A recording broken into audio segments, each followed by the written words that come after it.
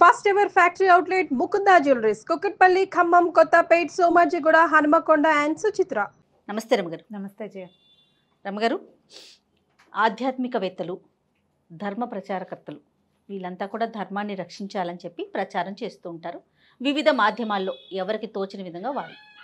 మరి మాలాంటి సామాన్యులు ధర్మాన్ని ఎలా ప్రచారం చేయాలి, అలాగే పిల్లలకి నేర్పించాలి ఎలా, చిన్నప్పటి నుంచి ఏ విధంగా నేర్పించాలి? అంటే మనకి మహావాక్యాలు ఉన్నాయి కదా, ధర్మో రక్షతి రక్షిత, ధర్మాన్ని నువ్వు రక్షించు అది నిన్ను రక్షిస్తుంది. ఓకే. అలాగే వృక్షో రక్షతి రక్షిత, వృక్షాన్ని నువ్వు రక్షించు అది మనల్ని కాపాడుతుంది. అందుకని ఏం చేస్తాము, వృక్షాలు పాతి పెట్టండి, వృక్షం పెట్టడం ఎక్కడైనా మొక్కలు పెట్టండి, మొక్కలు పెడితే మొక్క నిన్ను రక్షిస్తుంది. అవును అవును. నిన్ను అంటే నిన్నే కాదు, ఒక మనిషికి మనకి నీడిస్తుంది, మనకి కాయిస్తుంది, మనకు పండిస్తుందే కాదు, భూమిని రక్షిస్తుంది. మనం ఎక్కడ బతకాలో ఆ ప్రాంతాన్ని అది రక్షిస్తుంది. ఎక్కువ మొక్కలు పెడితే వర్షాలు బాగా వస్తాయి పచ్చదనం వల్ల, దానివల్ల భూమి ఎప్పుడు సస్యశ్యామలంగా ఉంటుంది, దానివల్ల పంటలు పండుతాయి. అవే కదా పాయింట్. ధర్మం కూడా అంతే. అయితే ఈ ధర్మ ప్రచారము అని అనగానే ఏమిటి, దేవుడు, దేవాలయము, పూజ, భక్తి, వినయము, రాముడు ఏకపత్ని వ్రతుడు, ఇవేనా? ఇది కాదు. పోనీ ఇదే కాదు, ఇంకా చాలా ఉన్నాయి. దేవాలయాలు నిర్మించడం, హిందూ ధర్మాన్ని, లేదా మన భారతదేశం కాబట్టి హిందూ ధర్మాన్ని రక్షించడం, ధర్మానికి విఘాతం జరిగే ఏ పనులు చేయనివ్వకపోవటం, దీన్ని పదే పదే మాట్లాడి చెప్పటం. ఇండివిజువల్స్ దగ్గరికి వచ్చేసరికల్లా మనకి ఆ రోజు మన జీవితం గడవడానికి ఏదో అదే ధర్మం. ధర్మం అనేది పెద్ద విషయం. దాన్ని నిలబెట్టడం, దాన్ని ప్రచారం చేయటం, దాన్ని ఏమన్నాలంటే స్థాపన చేయటం, ధర్మ సంస్థాపన చేయటం, అవన్నీ ఎంత పెద్దవి, ఇంత పెద్ద విషయం కదా. అవును. ఇప్పుడు ఇంత పెద్ద విషయాన్ని మనం ఏం చేయగలం, దానికి ఎవరన్నా పెద్దవాళ్ళు పూనుకోవాలనుకుంటాం, అంతే సహజంగా, అంతే కదా. అందుకని మనకి ప్రవచనకర్తలు, ప్రచారకర్తలు తక్కువ మంది ఉంటారు. అదొక ప్రత్యేకమైన కల్ట్గా ఉంటుంది. వినేవాళ్ళు ఎక్కువ, చెప్పేవాళ్ళు తక్కువ. ఈ వినేవాళ్ళంతా ఏం చేస్తాము, వింటాం, అంతే. వింటాం, ఆహాహా వీళ్ళు ఎంత గొప్ప పని చేస్తున్నారు అంటాం, చప్పట్లు కొడతాం, వాళ్ళు చాలా గొప్పవాళ్ళండి అంటాం. వాళ్ళు 100 విషయాలు చెప్తే ఒకటైనా మనం పాటిస్తున్నామా అనేది కొంచెం కూడా ఆలోచించాం. ఇప్పుడు ఇవాళ రేపు ఏంటంటే ఏదైనా ఒక మంచి వాక్యం వినగానే దాన్ని వాట్సాప్లో అందరికీ పంపిస్తూ ఉండటం, అది ధర్మ ప్రచారంలో భాగం, అది ధర్మ ప్రచారంగా మనం భావిస్తున్నాం. అవును, అంతే కదా. అవును రమగారు. ఇప్పుడు ఇది ఎట్లా ధర్మ ప్రచారం అవుతుంది? ఆయన చెప్పిన మంచి మాటలు నువ్వు పోస్ట్ చేస్తావు, ఇంకొకరికి ఇస్తావు, ఆయన ఇంకో 10 మందికి వెళ్తుంది, గ్రూప్ అంతా వెళ్తుంది. దానివల్ల ప్రచారం అవ్వదు, నువ్వు చేస్తే అవుతుంది, పాటిస్తే అవుతుంది. పాటిస్తే నీ లైఫ్ నీకు బాగుంటుంది. నిన్ను చూసిన వాడేదో ఇది పాటించాడు, అందుకే వాడికి బాగుంది. మనం కూడా పూజలాగా మనం పూజ చేసుకుంటాం మన ఇంట్లో.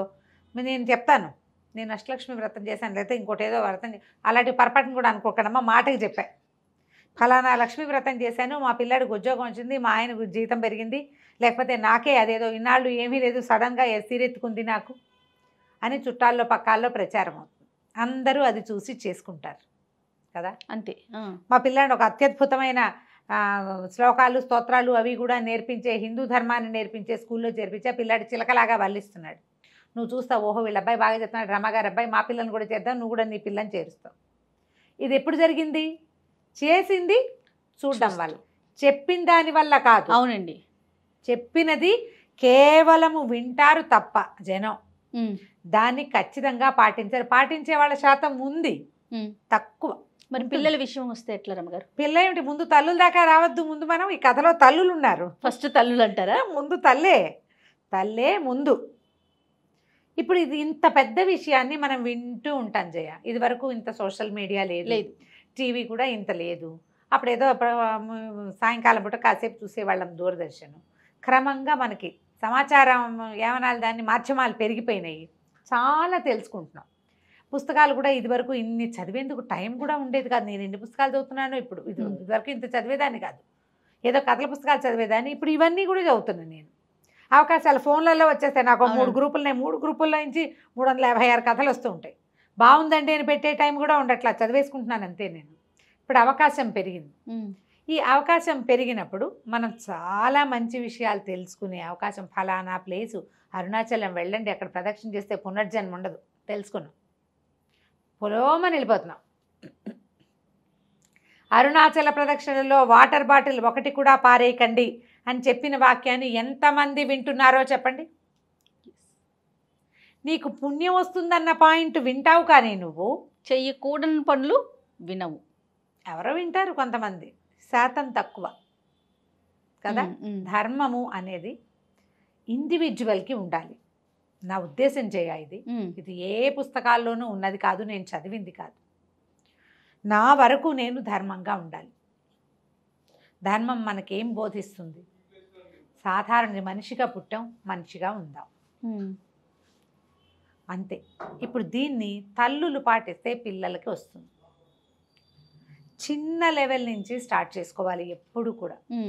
ధర్మ ప్రచారం అంటే ఎవరైనా ఒక ప్రవచనకర్త వెనకాల తిరగటం, ఒక ఆధ్యాత్మిక గురువుని సెలెక్ట్ చేసుకోవటం, ఒక దేవాలయ దర్శనం చేయటం, ఒక తీర్థానికి వెళ్ళటం, మంచి స్పీచ్, ఇదే కాదు. అవన్నీ ధర్మ ప్రచారంలో లేదా ధర్మాచరణలో భాగాలు మాత్రమే. ధర్మం ఇండివిజువల్కి ఉండాలి. ఒక టీచర్, అతని ధర్మం ఏమిటి? చక్కగా పాఠం చెప్పటం, అంతే. పిల్లలకి విద్యాబుద్ధులు నేర్పటం. నీ బుద్ధి పెడత్రోవలు పట్టకూడదు. నువ్వు టీచింగ్ తీసుకున్నప్పుడే నీ పెడత్రోవలో ఉన్న బుద్ధిని కట్ చేయి. నువ్వు ధర్మపరుడివి, నీ వల్ల ధర్మం నిలబడుతుంది. ఒక పురోహితుడు, ఒక పూజారి దేవాలయ విధులు చేయటమే నీ పని. నువ్వు అక్కడ వేరే వ్యవహారాలు చేయకు, నీ విధి నువ్వు నిర్వర్తించు, ధర్మం నిలబడుతుంది. ఒక ఆఫీస్లో ఉద్యోగం, ఒక 25,000 జీతం తీసుకుంటున్నావు, దానికి వాళ్ళు వీళ్ళకి ఎండాస్ చేసిన పనులు లిస్ట్ ఇది. లాయల్గా పనిచేయి. తీసుకునే జీతానికి ఉద్యోగం మారితే మారావు కాక, ఇప్పుడు ఉద్యోగాలు మారటం సహజమైన సంగతి.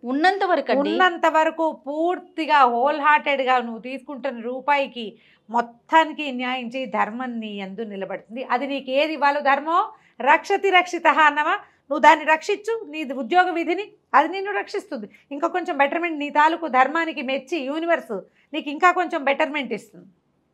నువ్వు టీచర్గా మంచి విలువలతోటి ఉండు. నీ ఎందు కాకపోతే నీ పిల్లల ఎందైనా ధర్మం ప్రవర్తిస్తుంది. వీటంతకి మనం రాసుకుని రావాలి. మనం రాయలేదు, కానీ ధర్మంతో నిలబడ్డాం మనం, వస్తుంది ఆటోమేటిక్గా. తల్లులు అప్పుడు నాకు అనిపిస్తుంది అండి, రాసుకుని రానవసరం ప్రకృతి ఇస్తుందేమో, అంతే. యూనివర్స్ ఇచ్చేస్తుంది మనకి ఏది కావాలో అది. నీకు కావాలి అంటే నీకు కావాల్సిందే కాదు, నీకు రావాల్సింది. నీకు అన్నీ కావాలి, అంతే కదా. కానీ నీకు పాత్రత ఉండద్దు అవన్నీ పుచ్చుకుందుకు. నీకు ఉన్నంత మటుకు ఖచ్చితంగా ఇస్తుంది. తల్లులు చేయాలి ధర్మం. తండ్రి కాదా అని అడగండి, తండ్రి సంగతి కూడా చెప్తా. తల్లి ఏం చేయాలి? తల్లిగా ప్రవర్తించాలి. నేనుకి స్థానం లేదు అందులో. పిల్లలకి 4 మంచి మాటలు చెప్పడం, కన్నందుకు వాళ్ళని పోషించాలి, పాలించాలి. పిల్లల్ని పాలించడం అంటే పాలు ఇవ్వడం కాదు, సరి అయిన ప్రవర్తన ఉండేలాగా వాళ్ళని తీర్చిదిద్దాలంటే ముందు నువ్వు నిన్ను తీర్చిదిద్దుకోవాలి.